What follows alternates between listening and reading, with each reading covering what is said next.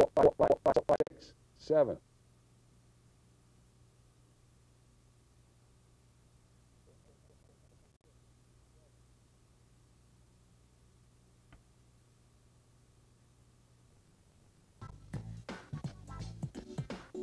Is the TV on?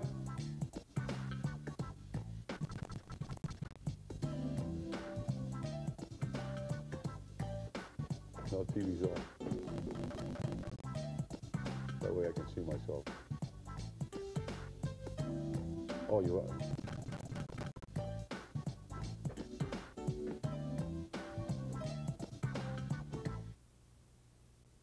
Hello, everybody. Welcome. It's, well, Labor Day has come and Labor Day has gone. I'll tell you, it's been quite a summer. So good evening to all of you, and it's just so nice to be here and have the opportunity to come in and chat to you about what's happening in our city. Those school bells are out ringing again. School bells, fancy, fancy school bells. And the kids are off to school, and the mothers, the fathers, the wives, the grandparents, everybody's in a pretty good frame of mind. And education continues to be a big story. Well, one thing is for sure.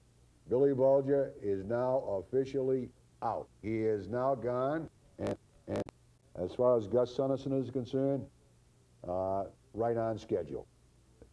Goodbye, Billy Bulger. Hate to see you go, old pal, but I'm sure that you won't be living on food stamps, and you won't be worrying about your Medicare scenario. You won't have to worry about your next $2 gallon of gas to gas up your automobile. But that's neither here nor there. Good luck to Billy Bulger wherever he goes. What's happening in our own community. And by the way, Marilyn Roderick called me. By the way, this show was taped. And, excuse me, she called me yesterday and apologized for not being here. You know, no one appreciates Marilyn Roderick more than myself. I think she's always been a sort of a classy lady. We disagree on a lot of things. It's mostly politics. But as far as someone being an advocate for someone, some person being a spokesperson for someone, no one can really outdo Marilyn Roderick. I think I accept Marilyn's reason for not being here. Good luck to Marilyn Roderick. Well, education not only what takes place in the classroom, it is a whole pyramid, if you would, of problems and situations and opportunities to make this a better world. Everybody knows the answer is in the classroom. What our nation will become is what our young people will turn into. What are the opportunities for these young people? But you know what? People like yourself and myself are responsible, basically, for education. We're the ones that are responsible to put the classrooms into play. We're responsible for electing officials to maintain excellence or to strive for educational excellence. So it's up to us. So when we talk about education, it isn't a sense of meanness. I don't have any arguments with anybody who represents me as the school committee elected official or represents us as a mayor or city councilor. I sort of like them all. They're all very nice people. But the issue is not whether they're nice or bad. That's not the issue. The issue is, what are they doing? What are their stands? What are they up to? And here in the city of Florida, we got problems. I mean, this is real serious problem. We had a very scathing report that was released or not released. There's a question about whether this scathing report was going to be released or whether it was not going to be released. Well, it, like everything else, when something is written, this report surfaced. And it was an indictment, basically, a scathing report against this city's educational community, its leadership, if you would.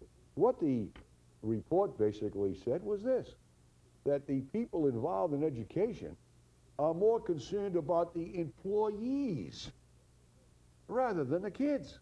Now, that's a pretty scathing indictment. I'm sure that I've never met a teacher who would suggest that they're not here for the kids. That's a very fashionable thing, and parents talk about their kids, and grandparents love to talk about the kids. and the school teachers love to talk about the kids. Well, what about the kids? Can they do anything about what's going on? No, they leave it up to you and I. They expect, as parents, as elected officials, government officials, or as citizens, that we will make a school system work. So when the school system flounders and no one wants to step up to the plate to take an objective look at what's taking place, then we're letting the kids down. And I think that's what's happening in our community in Fall River. We've let the kids down. I don't care what they say. It's not about building new schools, and we certainly are building them. Up on Meridian Street, I went by there the other day, and my God, it's a colossal building they're building up there.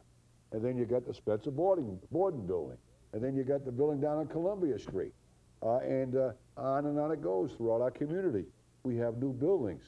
But you know what? I sort of took a look at the one on Meridian Street. I've taken a look at the one at Spencer Borden, taken a look at the one on Columbia Street, and basically they're all the same.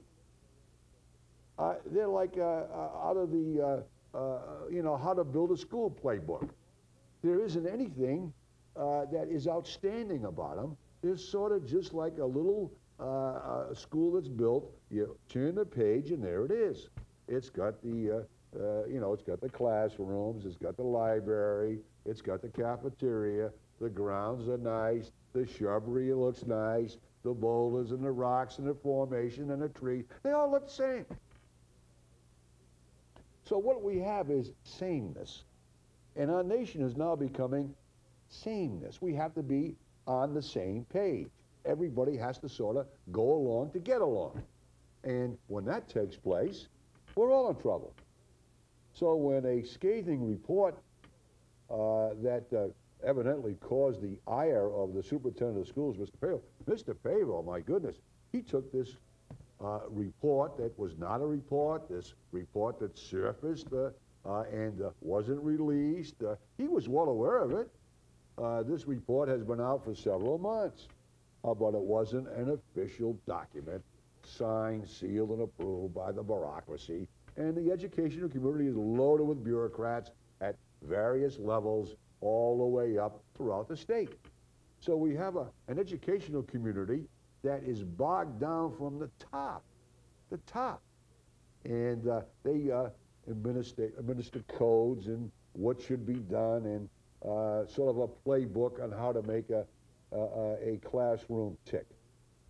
Well, if we have to have a playbook to make a classroom tick, then we failed. If we have to have a bureaucracy second to none to assure that your kids and my kids will have a decent education, then I think we failed.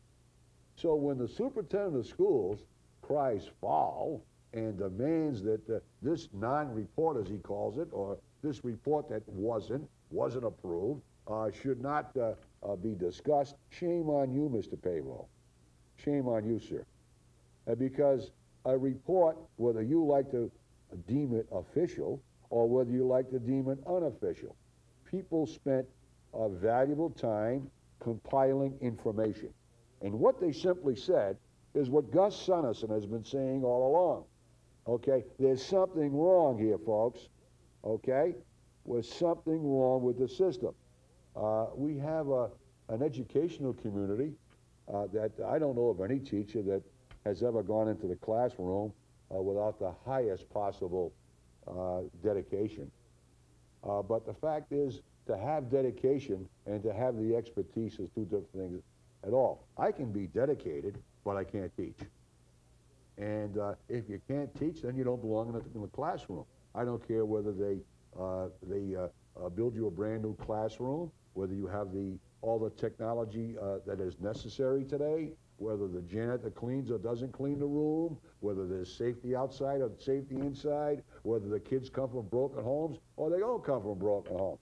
The mark of an educator or a teacher is to mold people, to do the best job you can. And quite frankly, we have an educational community that's bogged down in politics.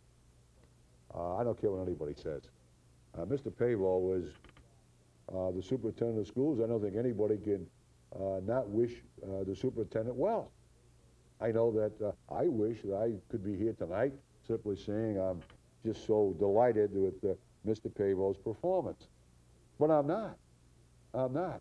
When a report surfaces that suggests that the educational community is more concerned about the employees than the kids, then we fail. I don't care whether it's an official report or an unofficial report. This report wasn't done by some vast right-wing conspiracy. This was done by the bureaucracy itself. These are the people in the bureaucracy that are responsible to make education work in the system. So when the bureaucracy, and let me assure you of one thing, when the bureaucracy has anything to say, especially of a scathing comment one way or the other, it is rather unusual. Because usually when you rise in the bureaucracy, you become a talented individual that knows how to stroke people. You sort of let things go, and you make recommendations, and you send the recommendations out, and on it goes, and the layers of bureaucracy get thicker and thicker and thicker. And when the good news isn't good news, and the politicians, especially in an election year, can't grab something from the bureaucracy playbook and go before the public and simply say, our community is doing well in education. So what they've done, and in today's paper, today is Wednesday, by the way, before Labor Day, this program is being taped, they talked about SAT scores are up. Yeah, they're up 30%, 30 points. What we have here is we have an educational community that is teaching SATs. You figure it out. In other words, rather than having a classroom experience, now we become focused on teaching someone how to pass an SAT test. Now, if that is the purpose of education, then I say close the education community down, because education is not designed to pass an SAT test. Education should be provided so that no matter when the test comes, you can handle it. But now we're concentrating on experts who can teach the kids how to pass an SAT course. Now, something is pretty wrong with this picture, because when a child goes into a classroom, he should be taught history, civics, math, whatever he's being taught, and not being programmed to pass an SAT test. That's part of education. So when the test scores rise 30%, and the superintendent of schools takes a big bow before the public, and the scenario is, hooray, you're doing great, what they fail to tell you is it's dramatically lower than the rest of the state. So when we compare it with urban communities. And we say, well, we're not as bad as Lawrence, we're not as bad as Lowell, we're not as bad as this, we're not as bad as that.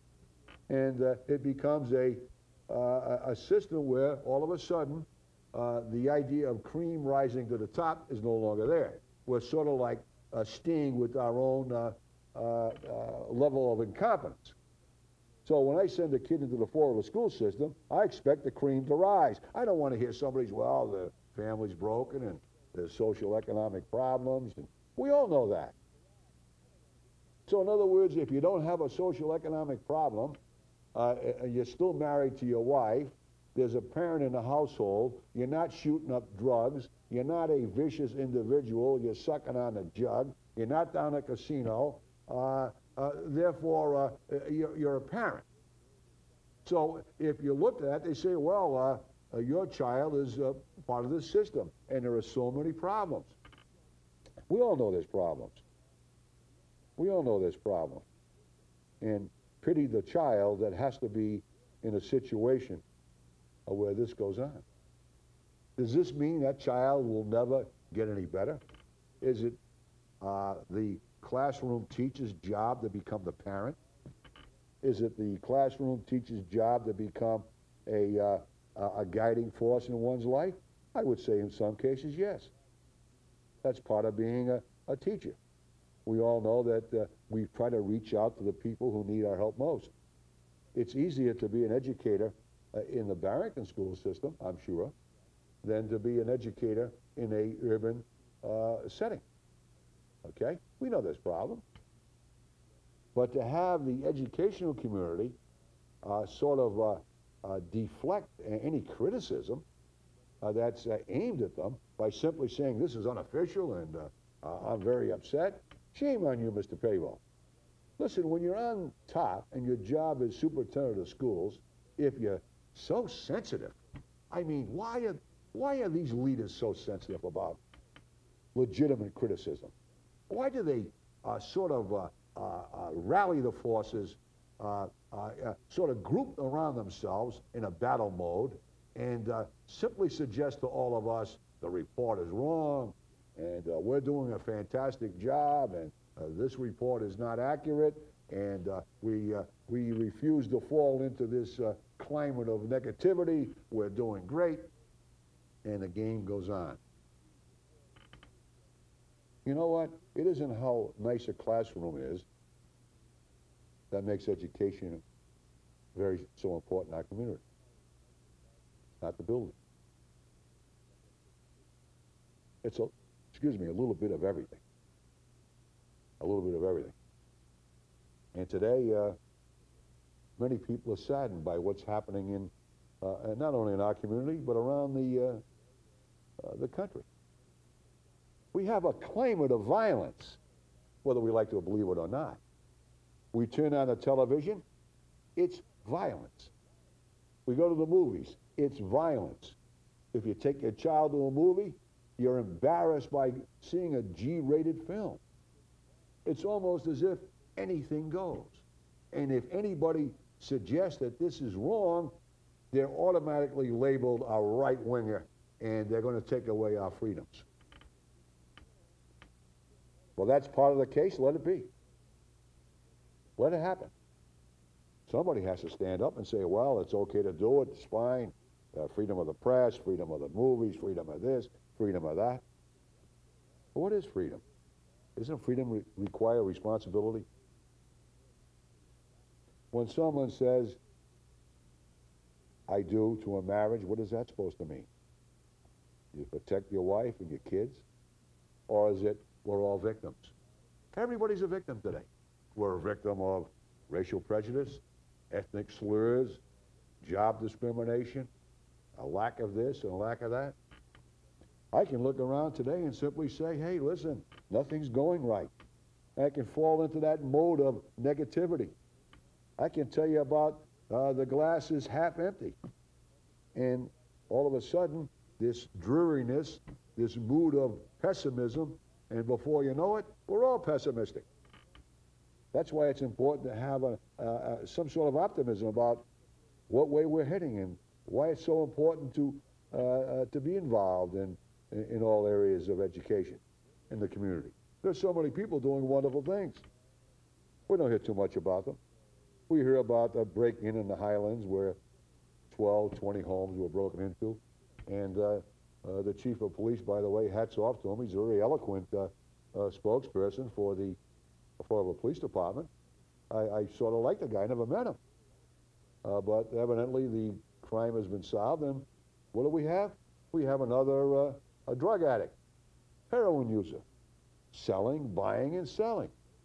So what do? Do we talk about more treatment? Do we talk about, oh, we got to get the criminal off the street, and we got to do something to make his life happier, put him on methadone or, you know, whatever it is? What is the answer? You know, when someone is in jail, your heart has to go out to their families and to that individual. I know I do. But what is the answer? Is everything a reason for a bizarre behavior? What about the people who sell the drugs? What about the people who turn their heads when a drug deal's going down? What about all of that? Who is responsible? Is it just as easy to say, oh, well, he's a drug addict, and that's okay? Never would have happened if he didn't take drugs. This city is awash in drugs. It's all over this community. Well, you like to believe it or not, it's true. I mean, I remember as a kid, and maybe you did too, the fascinating performance by Frank Sinatra, where he was a musician and a drug addict on, I guess they call it heroin or whatever it was in those days, I forgot what it was. It was a marvelous performance. Frank Sinatra, I think he may have won an Academy Award for it. But all of a sudden, he was at the end of the movie, he was in the closet, they locked the door, but life goes on. The temptations of living, the boredom of living, the troubles that exist when a life goes on and all of a sudden people are unhappy with what's happening to them. And what's an alternative attraction? It's drugs, it's alcohol, and you name it. Booze, doesn't make any difference. It eases the pain, or people say. And you know what? This has been going on for years. You know, this is the way it is. You ease the pain, and before you know it, the pain gets bigger. It becomes a crutch. So the drug addict takes the drugs, and then to get the drugs, he has to steal, and then you'll become a victim, and on it goes. And what is accomplished? Thank goodness, I'm so delighted with young people in our nation. You know what? They have a lot going for them. They have a lot of personality. They have a lot of skills.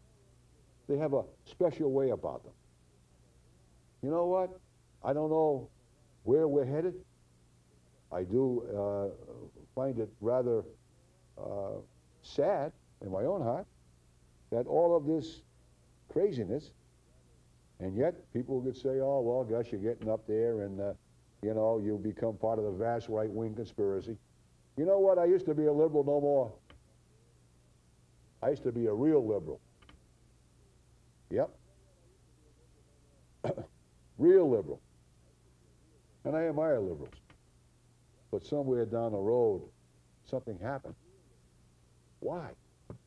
What is this liberalism? Is it everybody part of the group? Everybody has to agree? And my definition of a liberal is real simple. A liberal is a nice, kind, generous, loving, beautiful person until you disagree with them. And when you disagree with them, all hell breaks loose. That's the way it is. Sorry. It's my way or the highway. So my thinking has changed, and I'm not ashamed of it at all. Not one iota. You know what? I'm a conservative. Does that make me a Republican? I don't know. But I am a conservative. I believe in it. I believe in the dignity of man and the dignity of women. I believe in pro-life positions, and that's how I feel. I believe in a free marketplace. That's how I cannot get away from it. And the greatest opportunities in this nation has been caused by free markets. Not government ideas, or not government-sponsored programs, or not government-subsidized businesses. None of that. A free marketplace where people can either make it or not make it. It doesn't make any difference. You don't have to be successful to be a conservative. Look at me. You think you have to be a rich guy? Do you think you have to be somebody lives in the suburbs to drive a big car? No, it doesn't mean that. It means a conservative cares about people, not the government. Under the guise of another program. We'll help you with this another big program, and everybody gets bogged down. And we lose a special touch. Some people call it grace, and that's okay. Where do young people, where do they get their philosophies today? Some people would say the church is under attack. But the church has always been under attack. The church will survive. It always has. No, there's no ifs, ands, or buts about it. Because we're all human. Everybody is human. Everybody makes mistakes. Does that mean because someone makes a mistake, an entire institution has to be dissolved? Does it mean because someone has been victimized that their life is over? I don't think so. I don't think so. Because one thing that I've always learned is forgiveness. If we can have a society of forgiveness, then we have a better society. Does that mean we not fight for what we believe is right? Does that mean we not get involved in what we think, the way things should be done? Does that mean we not enter the fray because we don't want to hurt someone's feelings? I don't think so. You know, as a young man, my brother gave me a book. It was Richard Halliburton. And when I received that Richard Halliburton book, it was about adventure. I wonder how many people today give books to kids. I wonder how many people, when they're thinking about doing something for a young man or a young woman, to give them some sort of a book. Is it a toy? Is it a computer game? Is it a ticket to Disney? What's wrong with a nice book? And there's nothing wrong with young people's dreams. So that Richard Halliburton book, it was a wonderful dream. Dreams about adventure and about marvelous things that took place in Richard Halliburton's life. Those are the things, as a young person, that I love so much. What do we have today? You turn on the television, you get your clicker, you go from 2 up to 95 or wherever you are tonight, and what do you got? You got nothing but garbage. Okay? It's garbage. Absolute garbage. I've never seen such sickening, sad information. I can't even watch it anymore. And you know what? I can't even watch sports anymore. So what does that mean I do? I try to keep busy. Come on this show. Take a look at maybe what's going on and have some fun in life. My God, you know something? I guess early in the 40s or 50s or maybe the 60s, they used to have the Census Bureau going around the country. And they had how many people owned televisions. That was a big thing. You know what? If you didn't have a television, you were like poverty-stricken. And you lived in some sort of a coal mining community in West Virginia, or you lived in the hills of Kentucky, or you were a tenant farmer somewhere, or you were, you didn't have it. You didn't have a television. You know, I've traveled through the mountains of Tennessee and Kentucky. I traveled some of the most poverty-stricken areas in the nation. You know what I found? I found people, doesn't make any difference. If you keep busy and you love somebody and you care about them, it's going to be okay. I don't have to have somebody tell me that we're going to have the best educational community and we need this and we need a new. I don't have to have that. Abraham Lincoln had a little light about that big, okay? He used to read at night. So if we think education, education has to have a computer and everybody has to have the most modern technology, and we leave out what some might call the arts, music, those kinds of things. Education is not all about getting a better job. For some reason, people are under the impression that if you go to college, automatically you're going to be a real success in the world. You're going to be a high-paid this or a high-paid. Not the case. Or it shouldn't be the case. And I know how difficult it is to go to college. How important it is to go to college. And I'm not in any way, shape, or form suggesting that's not the way to go. My 4 kids have graduated college. They all went and they all did good. And most of them did it by themselves. Okay? They had a burning desire. That's all it takes. A burning desire to go to education, to learn more, to become part of the educational system. But you know what? It seems that today we have education going to be everything. We can learn by picking up the newspapers, by going to the library. We can become more educated by visiting our own library here in the city of Fall River. Isn't an automatic degree on the wall that makes someone special. It's here that counts. And you know what? When the propaganda machine starts to swirl out information about, we need education. Yeah, we do need education. Real education. Real education. So when the battles are on and people just seem to say, well, this is all for the kids. What about the parents? What about the parents? Do you think the government is responsible for a good education? Do you think they have to give it? And everybody says we're going to give a good education. By law, we are, yeah. But if anyone is under the impression that when you drop your kid off at the schoolhouse on tomorrow morning at Tuesday, and automatically that says wrong, I don't know. I think I was very fortunate. Very fortunate kid. I remember we got the first television. It was, what was on TV? It was Uncle Milty. Uncle Milty, that's who it was. And we laughed, and it was a big night. Uncle Milty was there. He entertained us. It was light humor. Today, you turn it out, what do you got? You got viciousness and meanness. Fighting and horrible situations. Does that mean that I'm against television? I like cable access. The reason I'm here is, first of all, I like to be here. Secondly, I believe that cable access will give an opportunity for every citizen to change the way this nation is going. Okay? It can happen here. And you know what you have to worry about? You got to worry about the politicians seizing the network, cable access. They got their own shows. You got the Joe Menard Beacon Hill Report. What Beacon Hill Report? That's her report. Who's kidding who? You got the sheriff. I mean, what are they all going to be on now? What about yourself? You got anything to say? Come down to cable access. Doesn't make any difference if you're conservative or liberal.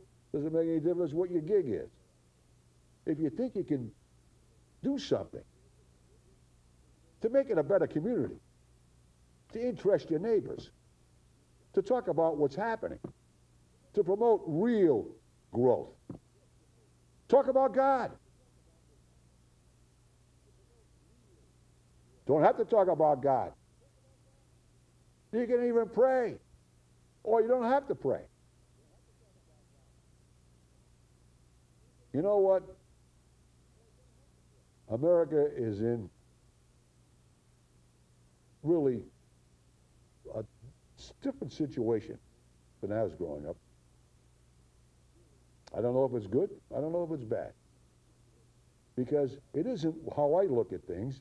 It's what's happening in my own household. Can I go to bed? Here we is. We got a man coming on now. So we're gonna invite the candidate in here for the mayor's office of the city of Fall River. We had Mr. Jacome. We have invited Ed Lampert to be here. And tonight we have an opportunity to speak to Richard Viveros. I'm sorry. I'm sorry, Mr. Viveros. Paul Vavers. I apologize, Paul. I got such a good memory. Maybe they come up with some sort of a magic pill. I can retain some of these things. But tonight we have Paul Vavers, candidate for mayor, candidate for city council, former candidate for mayor last time out. Hello, hello. And welcome aboard. Welcome. Thank you for inviting me. All right, Paul, you ran for mayor last time. You got a sizable vote, but you didn't have much competition in the primary.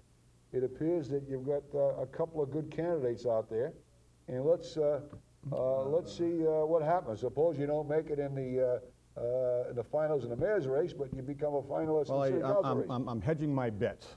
You're hedging your bets? I'm hedging my bets, yes. Okay. I figure that if I can't make city council, I'll make mayor. And if I can't make mayor, I'll make city council. And if I can't make either, then I will be one of the most important people in the city. I'll be a taxpayer. Well, you're a taxpayer now, aren't you? Yes. Everybody's a taxpayer. Everybody's a taxpayer. Well, let me ask you, why, Paul, I think a lot of people are sort of scratching their heads. Here you are tonight. You're a capable guy. People like you personally. You have a nice way about you, but you sue the city. You're winning every lawsuit that you're making. Pretty soon, if you're elected mayor, you're not only going to get a high salaried job, but also you're going to get a big lawsuit. What's going on here? I don't know. You know, it's just I gave the city an out a while back. Not that I gave the city an out, but I mentioned to the fact that the big controversy over the last 7 years has been over the adult entertainment business, or basically, as everyone puts out, maybe the Herald News, the strip joint, strip club, whatever. Aside from that, a few months back, about a year ago, I got together with Carl Hexler, Right. and Bob Mungin, and the president of Light-O-Lear, and we worked out something that, because I own the real estate up at Oliver's, up at the Airport Road, so we worked out a deal that Bob Mungin would come in with Dunkin' Donuts. And Light-O-Lear was looking very seriously at Oliver's to put up a showroom. So they would have a showroom at the gateway for the industrial park.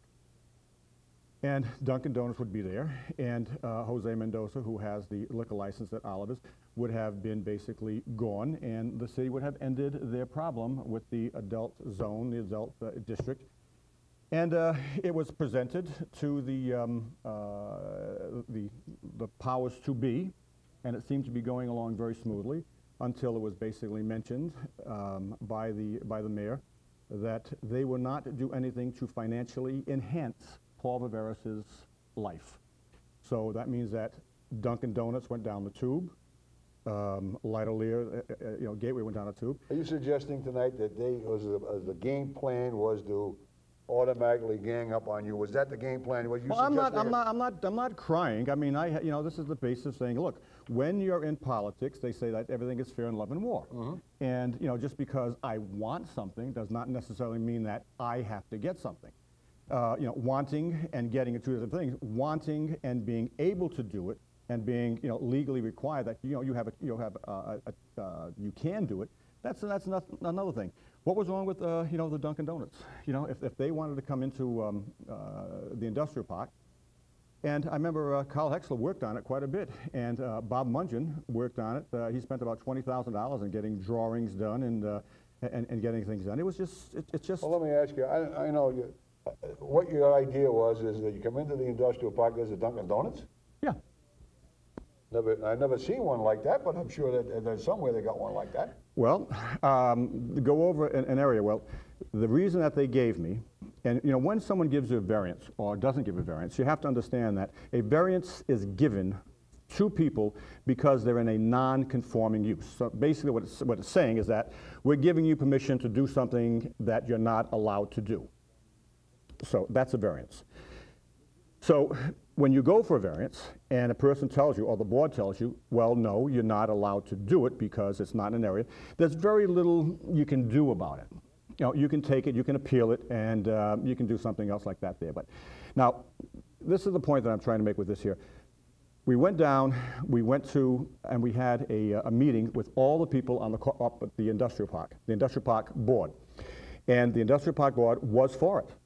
Not only were they for it, but their employees were all for the Dunkin' Donuts up the industrial park. So much so that they wrote a letter to the licensing board recommending that it be approved. 3 of the city councils wrote a letter saying that should be approved. When we went down for the approval, it was denied. And do they have a right to deny it? Yes. Let me ask you a personal question, whether it's denied or not. I mean, how many Dunkin' Donuts can we really have? What kind of a philosophy would Paul Vavers suggest? Here we have an industrial park, and then we're talking about a big major a Dunkin' Donuts? Well, you have workers up there that need coffee. They need the coffee. Oh, please, that's like saying we have to have another Dunkin' Donuts. In some areas there can be. All right, well, let me tell you something else now. Maybe you're right. Dunkin' Donuts would have gone up there. Yeah. They would have employed 27 people, increased the tax up there by about $20,000 to $25,000. So now you're telling me that we have no need for 27 people working up there. I'm not suggesting a Dunkin' Donuts. There's no TIF agreements on this, This is all clear cut. I'm not suggesting a Dunkin' Donuts is not a good corporation or there is a need, but everywhere you go is another Dunkin' Donuts. What else can we have? Is that all we're going to have at Dunkin' Donuts? Is it an industrial park? What kind of this law, that gleaming building, an office building, something bi-tech? Why do we have to go into an industrial park and we see a Dunkin' Donuts? I mean, what kind of a philosophy would that be? Are you trying to say that you don't want a Dunkin' Donuts? I would suggest, as a member of the board, I would simply say, wait a minute, we have Dunkin' Donuts all over there. You're going to go off the highways. I mean, here we're pulling into an industrial park, and I'm going to see a Dunkin' Donut. That's the first thing I'm going to see, is a Dunkin' Donut. Is that class or what? Well, would it be a better thing to see a Dunkin' Donuts or an adult club. Well, my next question was you want to put the adult club in there. You've got a lot of opposition against you, Paul. That's okay. Now, you know what? You took advantage. You're a businessman. We live in a world of a society of business. Either you accept it or reject it. You know, first of all, as a mayor, let's call Mayor Vavers, and someone wanted to put another topless club somewhere else. What would Paul Vavers do as mayor of all the people rather than Paul Vavers, businessman? What would you do? That's simple. In other words, does he have a right to do it? You know, Paul Vavers, mayor, or any mayor, does not have a right to turn around saying to the people out there that, look, what I decide is morality to me, is morality for everyone. Right. So if your morality is different than me, if your morals are different than mine, then that's your morals. Paul Vavers, as mayor, has absolutely no say on what GUS should watch. Okay. Some would suggest, Paul, the reason you're running for mayor is because you're embittered over the situation that took place. How do you respond to that? Well, that's a person's opinion. Well, is there some credence to it? Well, 2 years ago, there was a credence to it. When I first ran, but you know, after listening and going back and forth, you know, the city, aside from what's happening, that'll happen in courts. Whether it comes, whether it doesn't come, that happens in court. What's happening to the city right now, that has nothing to do with the courts. That has every day. What's going on right now is that, you know, this city is in some big financial problems. So getting off the club, because I didn't come here for that basis, and you know, I appreciate the asking, but you know, I am not a one-issue candidate. Okay, the paper likes to make me look at a one-issue candidate, and they turn around and they say the strip joint guy, the strip joint guy. A lot of people are going to say, wait a minute, Paul, you won a lawsuit.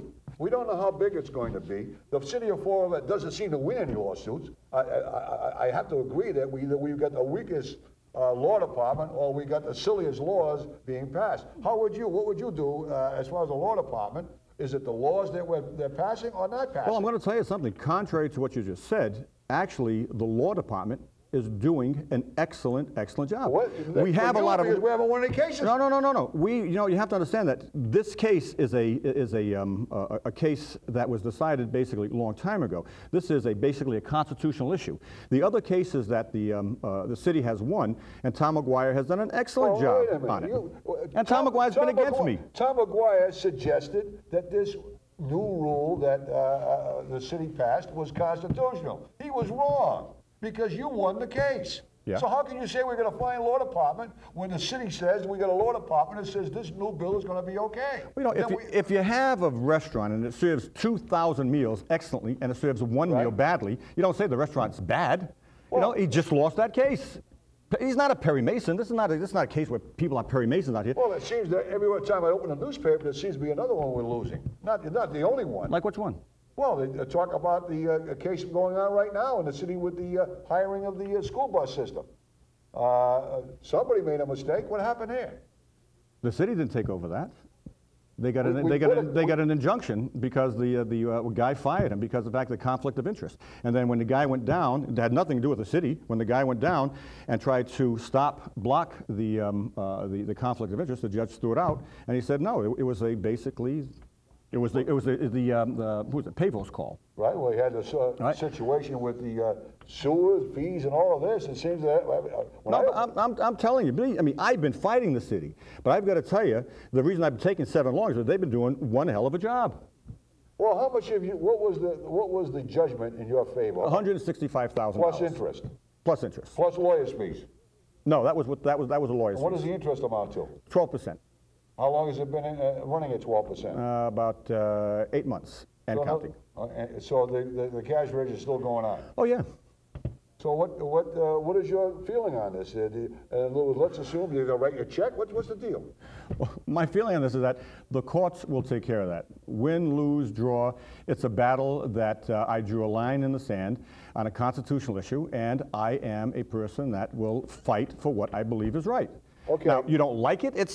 I'm sorry, it's too bad. Okay, Paul Vavers is going to be head of Mayor Vavers. You know, you're over at the school committee. We have a superintendent of schools that claims that we had a report that wasn't a report. Well, what would you do if you're the mayor and this report surfaced that was a scathing report against the school system? What would you do? Would you go along with Mayor Lambert's viewpoint or Superintendent Pavo's viewpoint? How would you react to this report? Okay, well, first of all, this report itself, you have to understand that in the Vavers school system, you've got, depending on who you talk to, we basically have 28 to 30 elementary schools. And each one of those elementary schools holds 270 people. Now, we've got four middle schools. Now, the four middle schools have 270 people. All right, I know you're shaking your head, but I'm going to tell you what happens. The report, it's not the report, because the report, whether the mayor does this or someone else 4 years ago, the report is that Durfee High School has 2,500 students. Okay. Absolutely asinine, ridiculous, no matter what or who comes into office. If Durfee High School remains at 2,500 students, you're not going to change. You're not going to change the reports. The report comes in. In other words, you're going to tear down Durfee High School. No. How many new schools? How many more new schools are you going to build now? We already got about 7. Well, common sense, Gus, I got to tell you that you cannot put 250 students. Well, where was the common sense? Did Paul Viveros, when they were building a school, did you go before the school committee? I told him it was ridiculous. It's absolutely asinine. I told him. I've been there, but see, you have to understand, the people that are out there right now, they have answers. You have answers. But no one listens to you. The answer is, according to Paul Vavers tonight, was you want to demolish City Hall. We all know that. You want to tear it down. Am I correct? Yes. Then you want to tear down Durfee High School. No. I didn't say that. Did I say I wanted to tear down? You said it wasn't going to work. work. This is your show, but I said, you know what? You just 2,500 people. What are you going to do with it? You keep the Durfee High School there, but you take out 1,200 students and you open up another high school. That's what has to be done. Well, it's not an. Is that not tearing it down? It's not tearing it down. In other words, no way it's tearing it down. You have Fall River needs 2 high schools. It needs 2 high schools. So in other words, where would you put the other high school? Probably it's somewhere around Maplewood. You know, somewhere around Maplewood. Somewhere around Maplewood. Where there's land available, look around and see where there's land available. The question, Paul, was the report. As if you were the mayor of Fall River and your superintendent or the city superintendent came on and said, look, this report is not official, it's not, would you go along with the superintendent or would you criticize the system? What the report said, Paul, is that this school system is more concerned about the employees than the kids. You're correct. Do you agree with that? I agree with it. What would you do about it? Well, the most important grades are 1 to 6. Yeah. That is where the learning takes place. You have to make sure that those teachers from the age of 1 to 6, that they are responsible, well-tutored people that really, really are dedicated. Everything else after that. Now, what do you do with that? First of all, I don't believe in MCAS. I think MCAS was basically designed not for the students, but it was designed because of the teachers' union has absolutely no control over firing and hiring of teachers. So what they did, and this is my opinion, what they have done is that they have designed a plan that the poor teachers, that they have to teach this subject. They have to teach this subject. So it was designed so that the teachers have absolutely no leeway. So the good teachers that were teaching, they didn't take that into consideration. They said, well, look, we can't fire these bad teachers. We can't fire these teachers that really do not. We all know that's a problem, Paul. But the MCAS was designed not for the students. If anyone thinks that the MCAS was designed for the students, you're wrong. When's the last time you went to a ball game? 2 weeks ago. Well, do you keep score? I mean, no, it's up on the board for me. Okay, in other words, they keep records of who won the ball game. Yes. What's wrong with testing the kids? Is there anything wrong with that? They're tested every week in class. Oh, yeah, but they're failing. They have a rough time reading and writing and everything Failing else. By who? By whose standards? Well, by an MCAS standards? No. Who designed MCAS? Pompous asses designed MCAS. Are you in the private sector? Yes. Well, I would suggest that maybe in the private sector, many of them are criticizing the educational community when these kids go into the private sector. Many of them just can't make it. They're going to retrain these kids in math and science and in language. That's because they're getting a poor education in grades 1 through 6. They're coming out of there not knowing anything, not knowing how to spell. They don't know their timetables. And so what are you going to do about it? You say back to the basics. Back to the basics. What is the basics? The basics is reading, writing, and arithmetic. Before they go on. People would say, Paul, wait a minute. You know, this sounds good, reading, writing, and arithmetic. It sounds... The basics. They're not teaching the basics. In other words, it's not a political. It's a political statement of reading, writing, and that's going to solve it. You're asking questions that I can't give the correct answer to. You're the chairman of the school and you turn around and you're back. You're badgering me on answers that what I want to do. I'm not badgering you know, and you're turning around saying, well, what would I do? What would I do? I'm going to tell you what I'm going to tell you what I'm going to do in 5 minutes that they haven't done in 45 years. Now, come on, Gus. Well, you know better. For mayor, you have a lot of good ideas. You want to demolish the city hall. You want to close half of Derby, basically. You want to. I want to take out half the students, not close half of Derby. Who's going to pay for all this? We're going to demolish City Hall, and then we're going to. Wait a minute. No. You asked me a question. What would I do? Yeah. Now you want to ask me another question? Yeah, how to pay for it? Yeah. I don't know. Don't know. Well, I know one thing. I know that the state doesn't have any money. They're $3 billion short. There you go. Okay. So who's going to pay for this? But you know, it looks like who's going to pay for it? Yeah. You know, where else does it come from? It comes from taxes. Now, again, Forever has received, I don't know how many millions of dollars. I don't have my sheet in front of me right now, but they built, just brand new, two new elementary schools. And I'm going to tell you, I am going to stand right here today, sit down right here today, I'm going to tell you, those elementary schools, those large elementary schools are going to turn around and they're going to bite us back, because you cannot put, I don't believe that you can put children in a large area and expect good returns on it. I think children have to be cuddled in a smaller environment. This larger environment, larger is not, you know, everyone says bigger is better. Bigger is not better. Well, what about the responsibility of the parents? What would you tell the parents of the kids who are sending these kids to school? What is their responsibility? Mayor Viveros, what would you tell the parents tonight? For what they should do for their kids? Well, it falls on deaf ears, because I've gone through the school system many times. The best thing for parents to do is they really, really have to be involved in the school. Don't accept when you go down to a teaching or the vice principal tells you certain things, don't just take that. What they are saying is the truth or can be done. The parents have to really, really get involved. But they don't. They don't. Parents, and I'm not saying this in a derogatory sense, but you know, they're working 8 to 10 hours a day. They expect their tax dollars, they expect the city to take care of their child's education. The city is doing a poor job in their child's education. They're doing the job that they know how to do. They're not qualified. Paul, I don't think anybody can disagree with what you had to say. But, you know, when you say you got to get involved, is that not the job of an elected official to ensure that they will be responsible for the education community? It's nice to say get involved. You know, you got the PTA, you got the little groups, you got the little data. Oh, get involved. Everybody wants to get involved today. But basically, it's your job as mayor, your job as city council, and your job as school committee to do this. That's why we put you there. Well, when you have a mayor that's basically the department head of basically everything. Right. Now, he oversees what's going on. If the appointed people that are ahead of their own department, if they don't know what's going on, then you have to get rid of those people. The mayor is elected, other people are appointed.